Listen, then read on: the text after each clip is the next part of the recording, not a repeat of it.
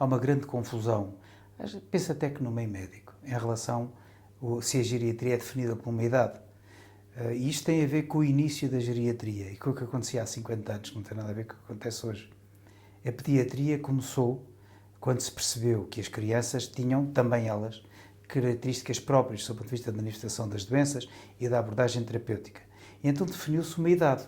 Dizia-se que desde o nascimento até aos 10 anos, e essa idade foi depois alargada aos 18 anos, esses doentes pertenciam a um grupo de especialistas que se especializou no tratamento deles e na assistência deles, que eram os pediatras. Então, por semelhança, a partir dos 65 anos, que era a idade da reforma, admitiu-se que a partir dos 65 anos, os que sobreviviam, ou se passavam os 65 anos, o que há 50 anos não eram muitos, eram objeto também de uma abordagem terapêutica e uma análise médica própria que era feita pelos geriatras. Isto era assim há 50 anos. E foi assim há 50 anos. Há mais de 50 anos, há quase 70.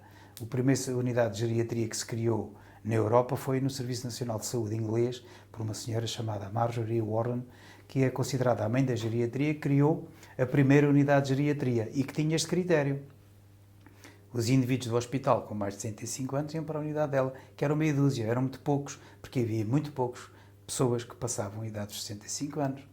E, sobretudo, havia poucas, e depois que tivessem doença que justificassem ser internados e objeto de assistência médica, ainda eram menos. Isto mudou tudo. Hoje em dia, a esmagadora maioria dos doentes que vão para os hospitais tem muito mais de 65 anos. No serviço que eu dirigi até 2010, nos 3 primeiros meses de 2010, fiz a média dos doentes internados e a média era de 78 anos. Portanto, está a ver, se a idade definisse o que é um doente geriátrico, todos os doentes que estão nos hospitais eram todos doentes geriátricos. E não são.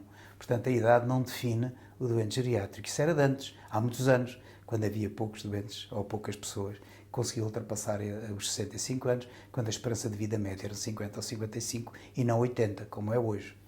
Então, o que define a geriatria é, como disse, o doente em si, a complexidade dos sintomas e das doenças que ele apresenta, e não a idade. Portanto, a idade deixou de ser a baliza que define o doente a partir do qual ele deve procurar o geriatra.